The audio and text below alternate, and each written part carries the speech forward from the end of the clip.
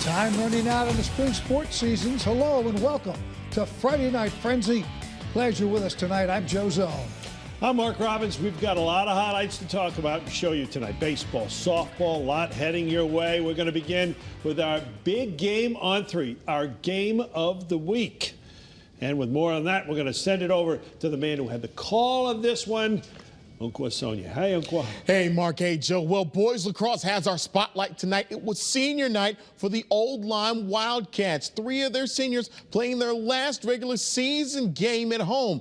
But a tough test awaited them with Haddam Killingworth in town, tops in the Shoreline Conference. The first quarter, we're tied at 1. Spencer Savoy weaves through, and he scores. It's 2-1 Cougars. Not long after that, it's a play by Ethan Pitts. He picks off the clear attempt and then puts it right in the net. HK led by as many as 4, but in the second quarter, here come the Cats.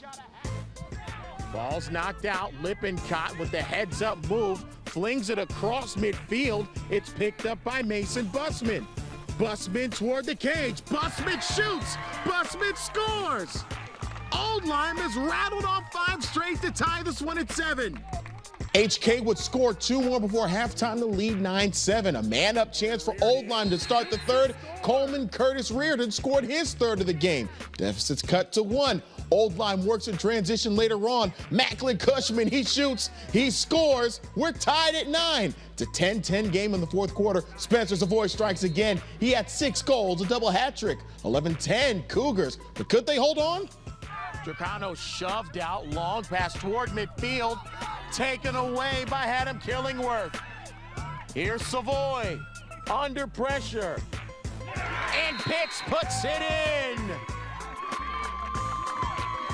Ethan Pitts, goal number 4, and a huge score for the Cougars. The usual suspects combining for valuable insurance. Cougars win 12-10 on the road, a standout day for the standout sophomores. They scored 10 goals combined.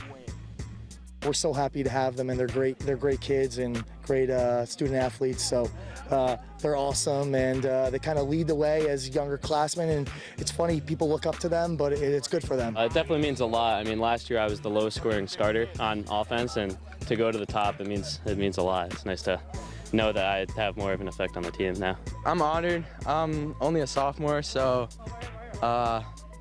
I appreciate it. We've been working really hard in practice, and it's been showing off in the game.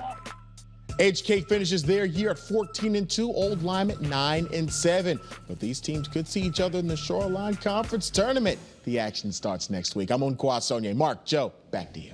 All right, thanks so much, Unqua. Postseason play is getting closer and closer as the spring sports season, as you pointed out, is winding down. Yep, right now in softball, the top team in the state, that state poll, it's unbeaten Massac, followed by Cheshire, Southington, St. Joe, and North Haven. So let's do some softball. Ellington now as the Knights hosted Mercy. Scoreless. Ellington's on the board. A runner on third. Sacrifice laid down beautifully. Runs home, and Ellington has a 1-0 lead. Mercy had no answer for Ellington's pitching. The Knights get the strikeout here. Ellington still has a 1-0 lead, but they add to that lead right here. The ball left center all the way to the wall. It's a double. They're in business, getting ready to score, and they get a run here. Mercy unable to handle the hot ground ball, part of a big day for Ellington. They go on to shut out Mercy 3-0. Ellington 17-2, number 4 in the Class L rankings. Mercy 14-6, number 7. All right, Joe, softball in Simsbury on a sunny afternoon.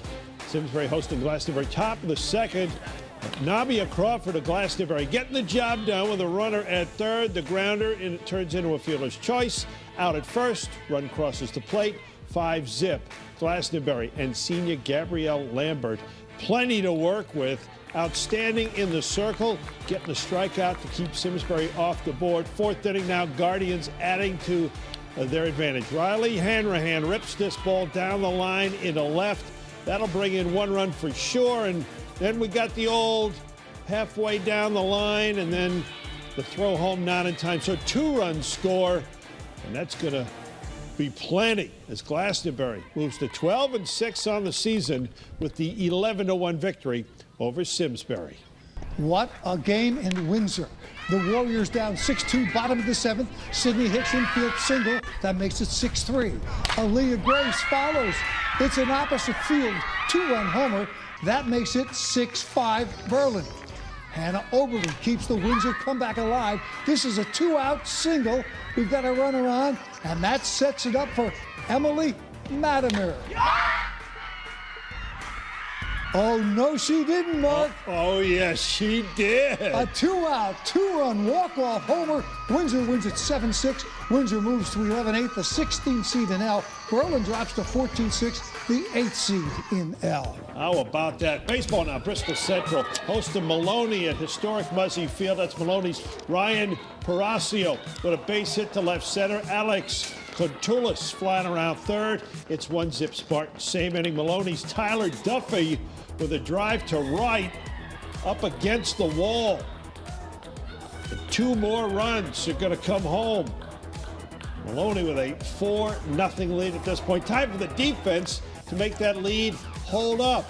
Contulis in right, making a wonderful running catch in foul ground and keeping the runner back at third. And then check out Duffy in center field. This one will end the inning and that Bristol Central threat as Maloney hangs on to beat Bristol Central 4-3 the final, Joe. All right, let's go to Cromwell. The Panthers hosted Sheen this afternoon, and the Titans getting this done early. They get the base hit here from Mike Ludovico. Wallingford has an early 2-0 lead on the road. Cromwell comes up big here. The runner's out at second on the steal try. Nice play. Fans coming out today. One of the few beautiful afternoons for baseball this year. More offense from the Titans. Braden Hastings, the line drive to center. He's got a base hit. And then Sheehan's Paul Gorey with a drive to center. It goes to the wall. He gets the double. Sheehan was on to shut out Cromwell. 5-0. All right, it was senior night in New Britain for the Golden Hurricanes. Honoring their seniors and hosting Farmington. Winner of this game earns a berth in the state tournament, bottom of the second. Already up 1-0 New Britain. Adding to it, Landon Roberts placed that ball perfectly in the short center for the base hit. And an RBI, 2-0. Then Kenny Bilbro singles to right. And that's going to bring home 2 more.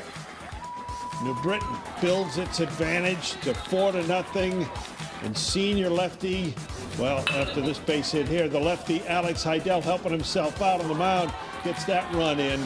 And he was solid as New Britain beats Farmington 5-1, picking up the 8th win of the season for New Britain, which qualifies the Golden Hurricanes for the state tournament.